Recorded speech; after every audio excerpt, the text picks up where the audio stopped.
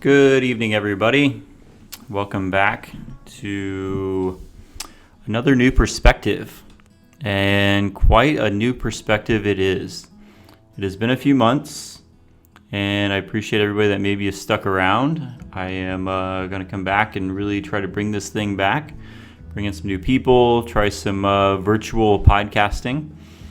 If you are hearing this and would like to join me on a podcast, just to share your story, we could do COVID stories, share how your life has changed or pivoted since all of this has happened. So if you're interested in that, definitely reach out to me. You can reach out to me at joe@neuromovementtherapy.com. And I would be just super happy to have you on here and to hear as many different stories as possible on what changed in your life. Like, how easy was this for you? Were you prepared at all? Were you how do you feel about it? Like, it's pretty wild because there's so many different opinions about it. And something I had said way in the beginning that really stands very true today, because it's still happening and it's been very interesting to watch, is that the entire population of the world is focused in on one external stimuli, one tiny thing that we can't see. And we get to watch how each country, how the world, how each state, how each city, each region, each neighborhood, each demographic, each person is processing the exact same thing. So if you really pay attention to it, there's so much to learn from seeing what's all going on around the world and around in our country. And man, the US has some crazy stuff going on right now. Like, talk about a perfect storm. Wow. I don't think we could have ended up with so many crazy things all in one situation at the same time, but we sure did. So there's a lot of people right now that are going to be, and are, myself included, trying to figure out what to do next. Because going back, everybody's like, well, go out and find a job. Well, there wasn't a lot of jobs to begin with. And now there's 40 million other people looking for jobs as well. So what do we do from there? How do we pivot in such a way that we can change the way we see or perceive what's going on, or which way we want to go with our lives? And there's a piece that I notice a lot. It's a kind of a theme that I've watched for a long time. It's been well over 10 years, if not 15 years. And that was the individualization, or the what's in it for me mindset that we've created. This solo, I need to make money. I need to get more for myself. I need to get more for my family. I need to get more for, right? I need to focus in on myself and what I have. Well, that's great, because we need to obviously make some money, and we need to be productive and take care of our families and have resources and all these things. So that's the matter of fact piece. So right now, with so many jobs missing, but we have the internet, and we have virtualization, and we have we are interacting with each other online. Before, we'd watch these YouTube videos or webinars, and it was just you sitting there listening to somebody else talk. Well, now we have the chance to interact. We can engage with each other. We can type back and forth. We have Zoom. We have Google Meetup. We have all these really cool apps and functions that we can use. So the internet has no cost of entry. It has no there's no gatekeeper. Anybody can jump on the internet and create things. I mean, I've been doing this for a while now, and between recording what I'm recording and learning to build the rest of the system I've created. So we have all of these resources right now to use at our disposal to create something amazing. So what do you create? Like, what would be an idea that we could say, oh, well, let's create one of those? Or, hey, I have this idea for this, right? So one of the pieces that has helped me tremendously over the last 13 years of working on the same thing is empathy. Now, I'm not talking about I'm an empath or anything like that. And I'm not judging anybody for that. I'm saying the word empathy for a very specific reason, because empathy towards other people allows us to see another human or observe another human struggling to do something because they need something to help them not struggle as much.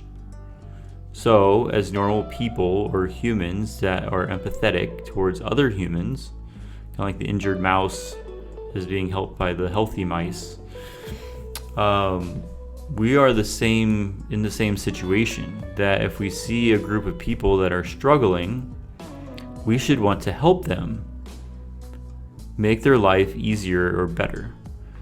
So if you really focus and nurture your empathy towards other people, then in turn what happens is you start to notice the inconsistencies or the discrepancies or the dividing factors between one group of people and another.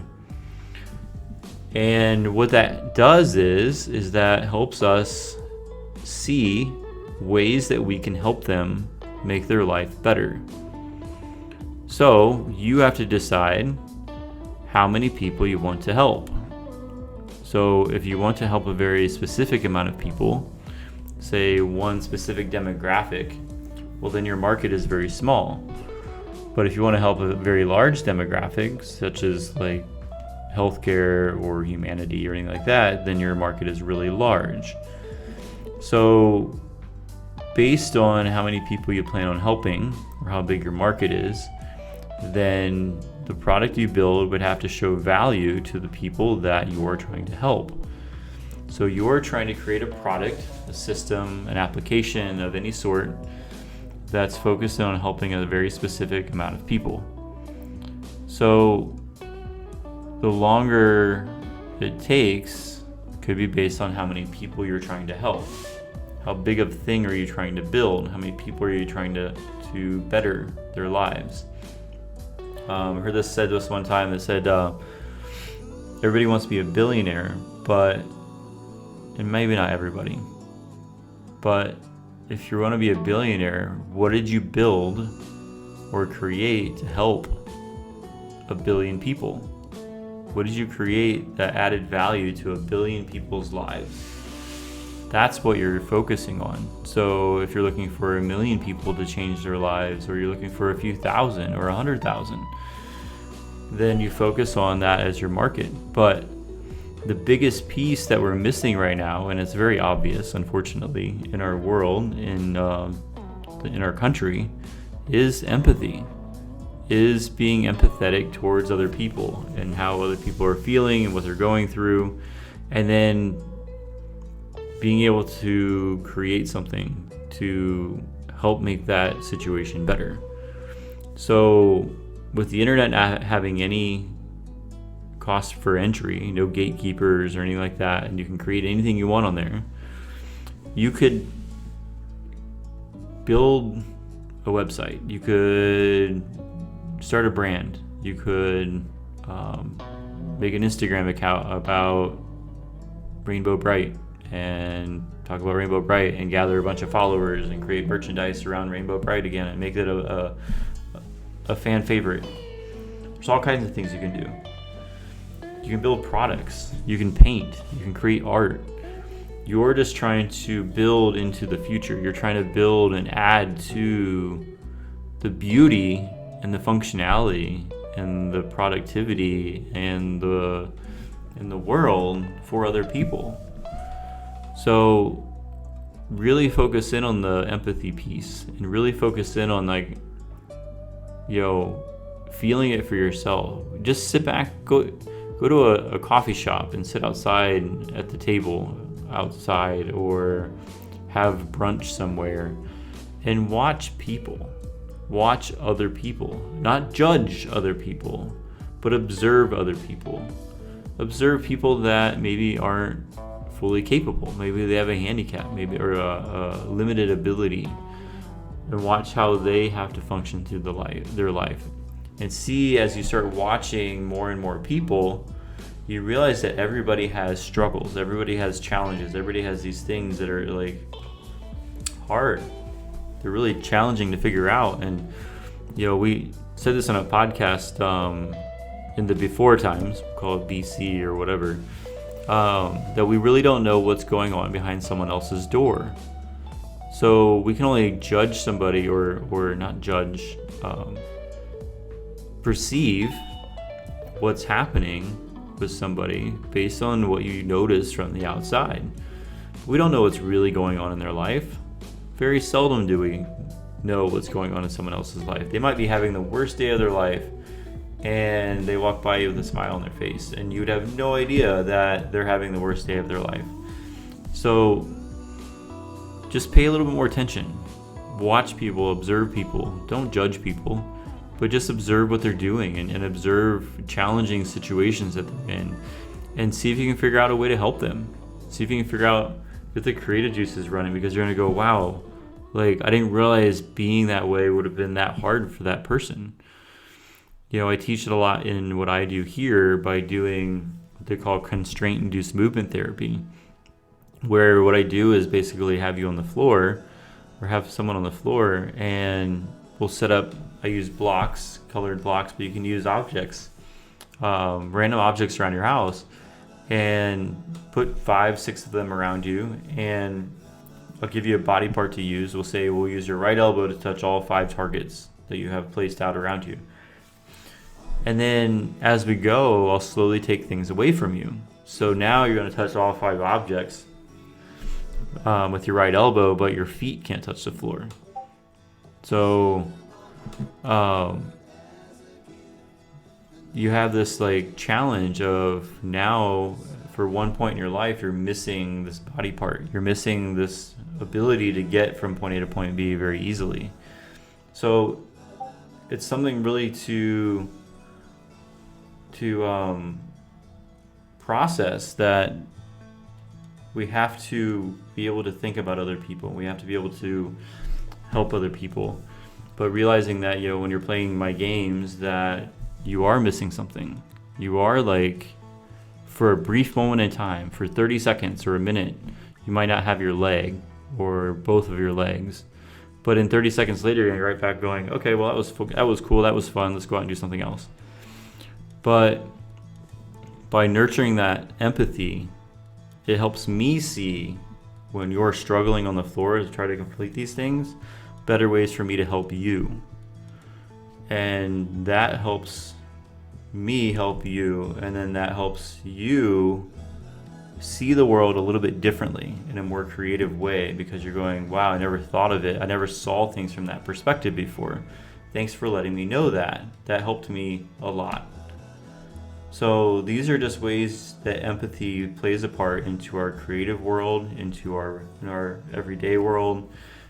If you want to build a business, you have to build it based on empathy, based on the value you're going to bring to people that need what you're building to make them feel better or take some of the strain out of their life. So I'm going to leave you on that. If you have questions, definitely let me know. I'd be more than happy to answer them. If you are interested, I do virtual sessions for my work. If you are interested in like trying to open up some more of your creativity, find the flow state, and really just play like a kid again. Find your play space. Find the ability to let go and just unwind and play. Nikola Tesla, my favorite quote of his was, most people are sick because they forgot how to play. So get out there and play. Get out there and observe people that are struggling, and give people some patience, give people some space, because we're all going through a lot right now, and we're all trying to create things. We're all trying to like figure out what's next and how we're going to make some money to survive. So yeah, find the empathy back, and really channel that, and you'll realize how quickly you can see things that you can create for other people that would bring them happiness or joy or make their life just a little bit easier. So that's all I got for tonight. Have an amazing evening, and I will be back again soon. Thank you.